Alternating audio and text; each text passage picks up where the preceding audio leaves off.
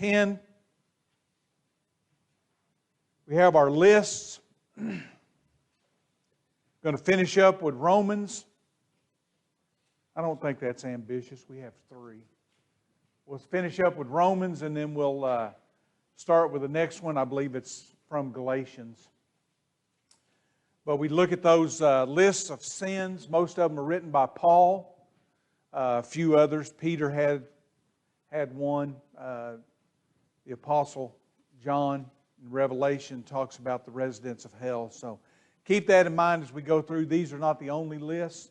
I have noticed that when we get to the second list, if we've already talked about it during the first list, they're not going to repeat it, so we'll just mention it as we go through so you can keep up with the names as we go through. All right, number 82. The sin of implacable. It's not a word we use very often, is it? Romans 1:31 says, implacable. Anybody have any idea? Doesn't even sound like anything we talk about, is it? Implacable. Unforgiving. Yeah. So placable must be forgiving. Unplacable is unforgiving. Being unwilling to reconcile. Unforgiving. Unyielding, maybe. We'll talk about some of those. As we're going through this, implacable seemed to indicate that there was already a conflict. In fact, the definition used the term war. During a state of war, someone was unwilling to, as it says here, reconcile, or as Robert said, you're not willing to forgive somebody, you're going to keep the fight going, right? So it's all kind of wrapped around that same thing. But implacable had to do with contentions or wars, a fight, a disagreement. You're refusing to terminate whatever it is, that aggressive conflict, I guess you would say. Let's talk about this. Aspondos is the Greek word. A-S-P-O-N-D-O-S, aspondos, unwilling to reconcile. The New King James Version, just like Robert said, is unforgiving. A truce breaker. Okay, there once again is that, I think a truce, we see what's going on in the Middle East. They've got a ceasefire that's kind of a truce set up, whether it holds up or not. We're not here to debate that, but a truce, an agreement when two people or two countries or two groups, whatever it is, can't get along. So a truce breaker. That word, aspondos, literally means without libation. Anybody heard of libation before? I think I first heard about it on the show MASH. Everybody's going, what? In the show MASH, in their tent, they had a machine that made libation, a still. So they would, at some point, never heard it called that, but libation is wine, alcohol, some kind of drink. So how would that respond to implacable being without libation? Whenever there was a truce or an agreement or something like that, they would often finish it off by having a drink together. So if there was no drink or there was without libation, there would be no truce. Okay? So there we get to the truce breaker. So just keep that in mind. Someone that can't be pacified, a situation that can't be made peaceable. That would just be a miserable way to live, wouldn't it? And we see that as we go through these. I think about them, and you get to the point, and I think we've all, at some point, had a round or a bout with these sins. or the feeling that is encapsulated in these named ways to sin. I think we have that, but we don't live like that every day. I think that's what makes us free. We're free from that because we've been taught a better way, or we try to live a better way through what God has promised us, what Jesus has granted us through His death. But to live like that every day, someone that's not willing to get along with anybody else, have you ever dealt with somebody like that, or somebody that you feel that way about? They just like to keep it stirred up, don't they? Hopefully you're not like that. Hopefully I'm not like that. But that would be a miserable way to live. Someone that can't be pacified. At some point, I probably worked with people like that, and you have too. They're not happy unless they're miserable. Have you ever said that about somebody? Or thought that about somebody? I think that's an implacable person. Stubborn refusal or an unyielding spirit. They're not going to give in for anything.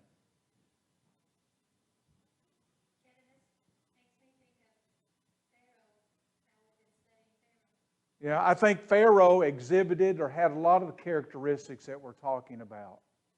And we're going to talk in just a minute down here at the bottom. I'll just go, since you can already see it. The older brother. And who's the older brother? It's the prodigal son's older brother. So we don't know his name. We just call him the older brother.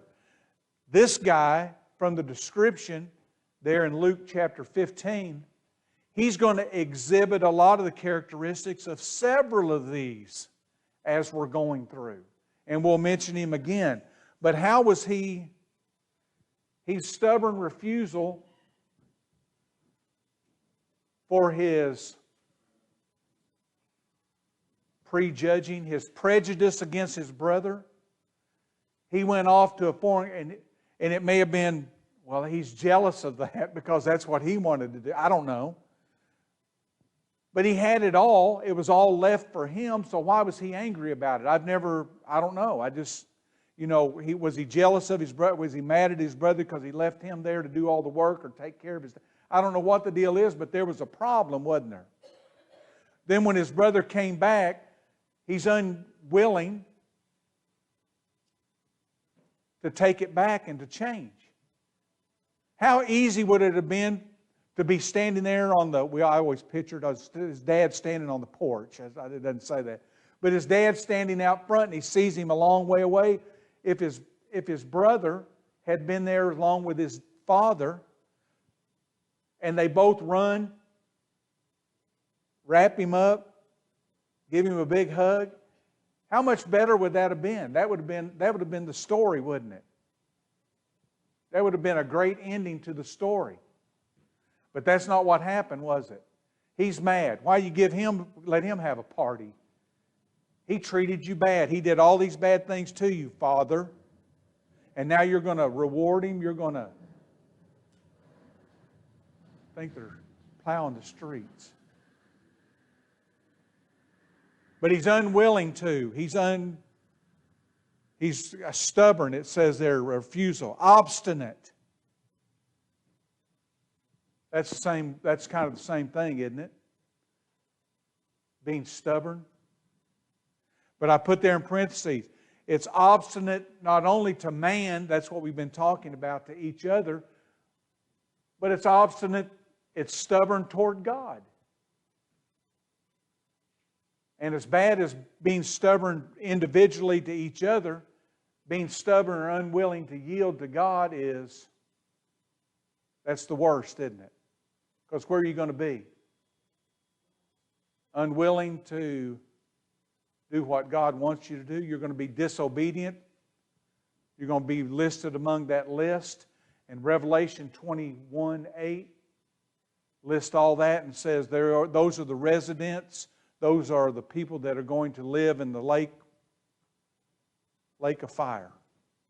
We don't want to be that way. That's the way the Jewish people were that put Jesus to death.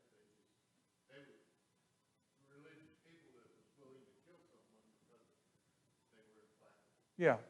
Yeah, unwilling, even though they had every bit of evidence, and they should have known better than anybody from going back and reading the prophecies that Jesus was fulfilling all that. He was the one, but they were unwilling, as Keith said, unwilling to give in. They just couldn't make themselves do it. All right, implacable. Any other questions, comments? Let's see what's next. Here you go. Unmerciful. Unmerciful. Still in Romans. What's unmerciful? Not willing to forgive. It's kind of the same. How about this? Not having compassion. That hit it? You don't have any mercy, you don't have any compassion. If you're merciful, you do have compassion. And amon is the Greek word. You can see how it's spelled there. Not having compassion, also defined as being cruel. That hits home, doesn't it? Someone that's cruel. They're unmerciful. They don't have any compassion. Of course, that's merciless. Not given to spare or forgive. Let's go back to what we're studying on Wednesday night.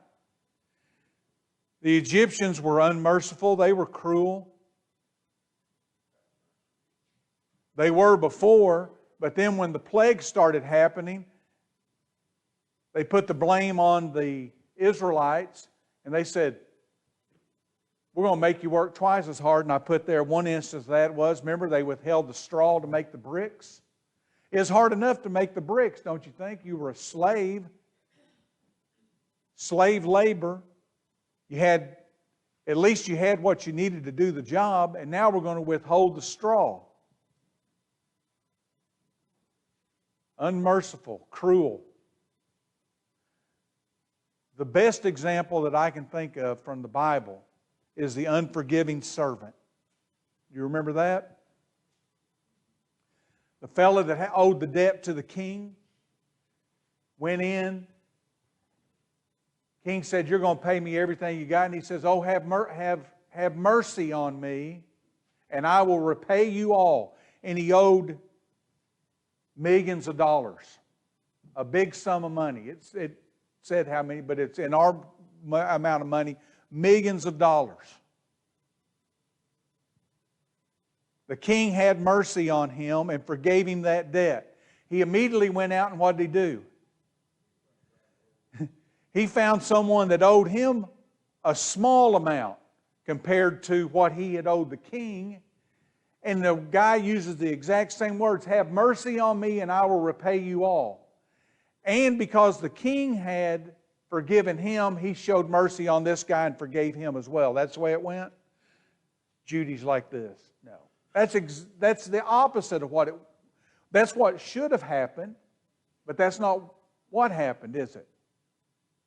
Forgive me and I'll repay you all. No, and had him thrown in jail till he could pay it. Some of the other people in the community heard about it, and they went and told the king, didn't they? Hey, the guy that you forgave that big lot of debt to, he went out and turned around and he wasn't very forgiving. So what did the king do? Changed his mind, and because that fellow was unmerciful, didn't show compassion or pity. I think these are the words down there in verse 27, verse 30, it says compassion instead of mercy. And in verse 33, it talks about mercy and pity, depending on what version you're using. But he was unmerciful. And the lesson to be learned from that parable, that story, is God has been merciful or forgiving to us. We should be that way to everybody else. And if we're not, what's going to happen to us? God's going to withhold His mercy and forgiveness on us. Okay? The sin of being unmerciful. The unforgiving servant. That would be, and just in my head, that's like the perfect account to drive home the point of we need to be forgiving and merciful and compassionate to our fellow man. I would not like to go down in history as being a perfect example of that, would you?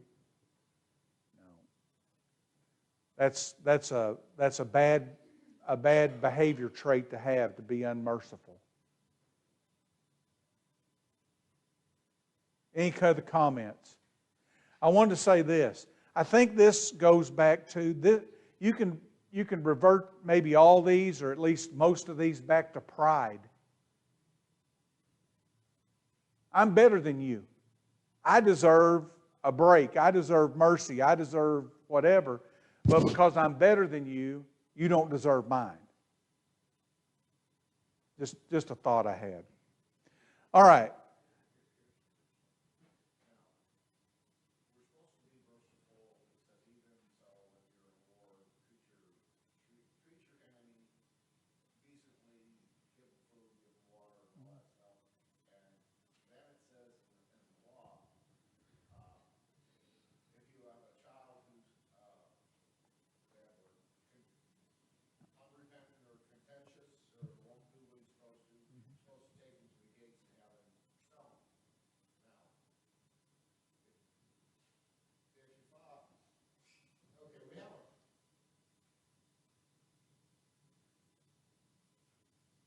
Penalty is a good thing, the death penalty is a bad thing. You can have mercy, but where's the line? Yeah, and I don't know. I'm not in the mind of God. I do know that would probably be a deterrent for children to act bad to their parents, for one thing. And I'm not sure how that was handed out. You know, the very first time a kid said, Put it in our day and time. Go clean your room. I know that wasn't back in that day, but go clean your room. And they look with a real sassy mouth and say no.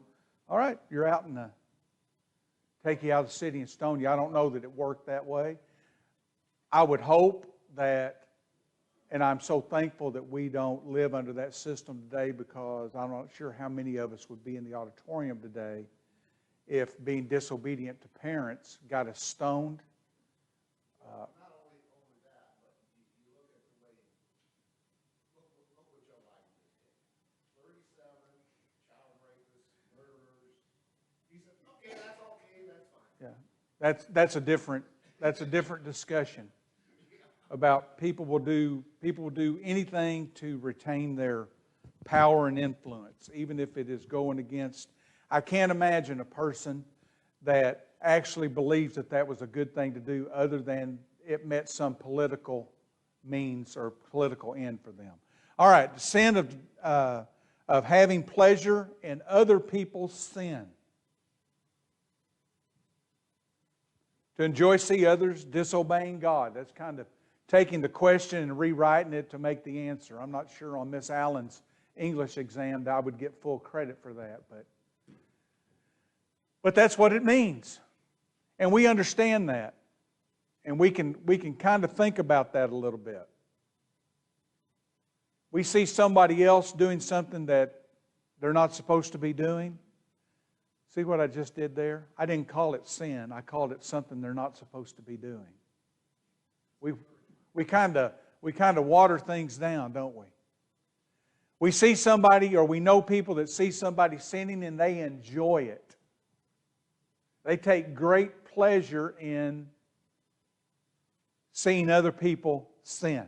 That's what we're talking about. Sunyodokeo. Sunyodokeo. Sounds, I didn't think that would be Greek. That sounded almost Japanese, didn't it?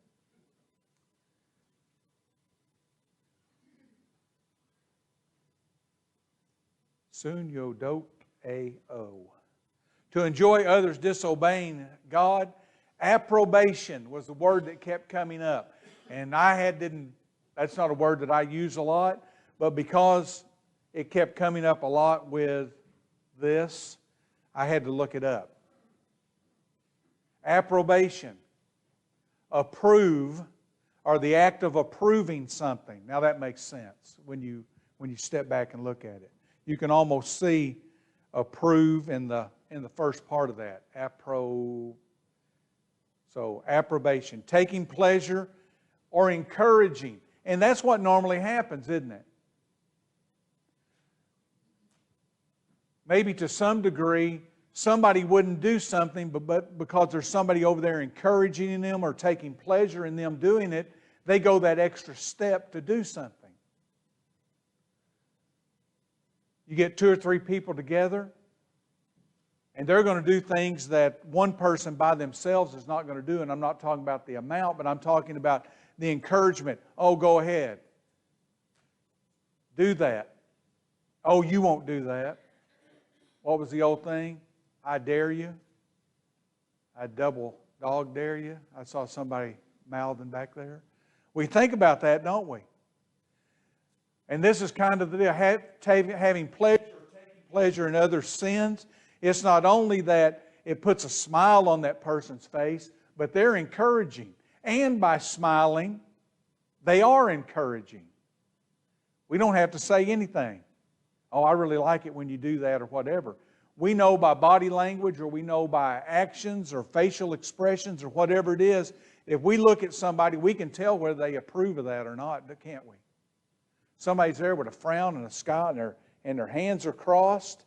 We're thinking, maybe I've overstepped. Maybe I need to step back. I shouldn't do that. But if we're over there and they're patting their hands and pumping their fist and cheering us on, a big smile on their face, we're more likely to keep on going, aren't we? Or the person is. All right.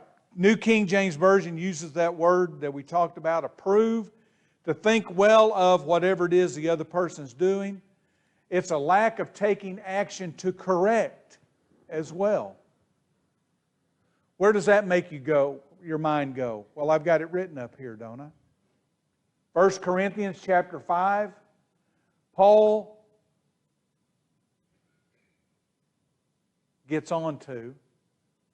Paul is disapproving of the Corinthians' behavior because they won't confront the man who's with his stepmother, with his father's wife. Okay? And there's no evidence from what is said there that they're writing this guy encouraging letters, hey, we approve of what you're doing or whatever. But by not taking action, what are they really saying? We approve of what you're doing. And by not taking action to correct it or stop it. When they don't do that, when we don't do that, we're actually saying, hey, we approve, thumbs up, good job, keep going. Paul called them, they were puffed up and they were not in mourning. Mourning meaning what? They were not sad about it. They didn't have a problem with it, sounds to me like. From what Paul says about them, I know that's the case. Because if they would have had a problem with it, they would have taken action against it, would they not? They should have. That's what he's telling them. Also says there, Paul consented. The English Standard Version uses the word approve, so I'm going to throw that in as well.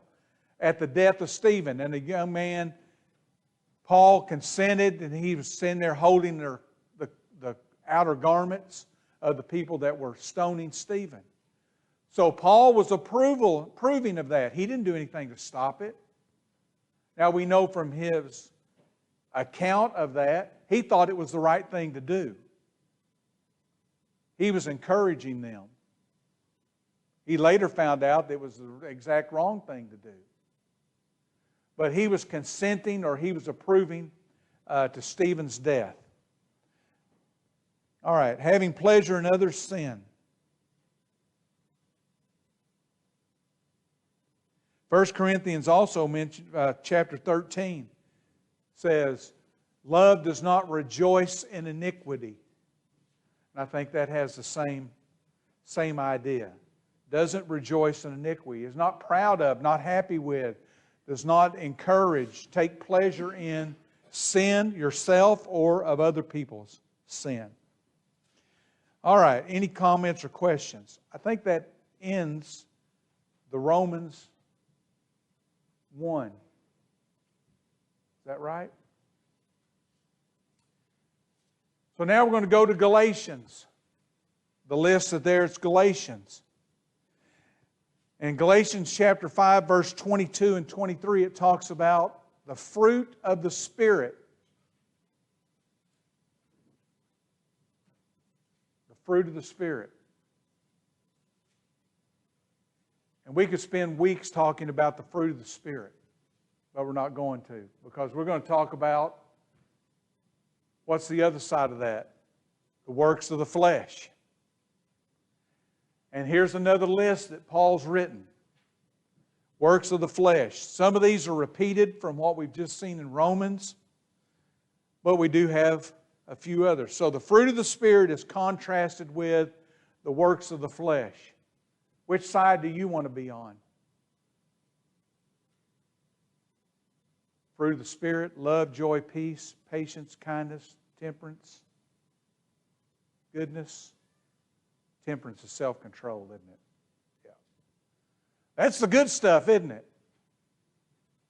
And those are not individual fruits. They are characteristics of the fruit of the Spirit. But the works of the flesh are, one of those is adultery. What is adultery?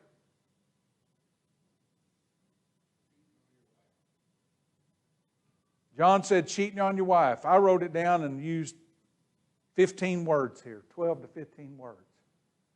Unlawful sex between a married person and a person other than his or her spouse. John said cheating on your spouse, wife, whatever. But this is it. It is a type of fornication. We've had that word before. A type of fornication involving a situation where one of, or at least one of the persons is married. That's adultery. Moikia is the Greek word, unlawful sexual activity between a married person and someone other than their spouse. The English Standard Version, instead of adultery, uses sexual immorality.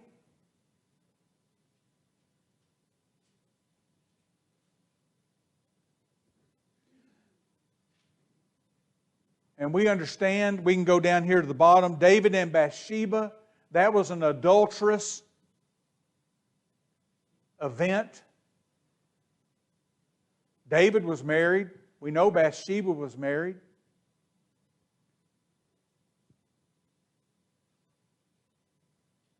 In today's society, and it's not just today's society, but probably for quite a while, but that's what we call it. We call it an affair. We don't call it what it is, do we? It's an affair. But David and Bathsheba committed adultery. 2 Samuel chapter 11. They tried to cover it up. Do you remember that? Tried to get Uriah to think that he was the one when Bathsheba became pregnant, that it was his child. He didn't have any part of it. He was a loyal. And that's what, as bad as it is, that's what makes it almost even worse. He was loyal to David, wasn't he? And he was a Hittite. He wasn't even an Israelite. And he was loyal to the king. I'm not going to go do this because everybody else is out fighting. So he wouldn't give in to their trick. So David ended up having him killed. So adultery led to conspiracy, led to lying, led to murder, and maybe some other things in between. Eli's sons, they did acts so bad that the people started clamoring for a king to get rid of the priests and the prophets. Move back up here. Matthew 12, Matthew 16 talks about adulterous generation. Talking about the Jews in Jesus' time. The adulterous situation. Adulterous generation. So how does that fit in? And I think it fits in this way. We are in a relationship with God. Okay? We're in a relationship with God. We'll talk about God being jealous in the next week maybe, or the week after. Because of that situation, when they were not doing what God had commanded them to do, God considered it just to be like, as John used the word, cheating. Right? They were not faithful. They were not faithful to God, so they were called an adulterous situation.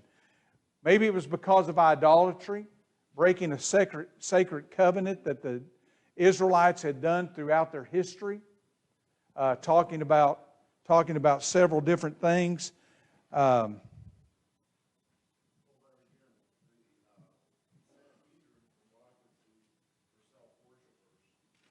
Sure. And we'll talk about, when we get sometime next week, we'll talk about idolatry.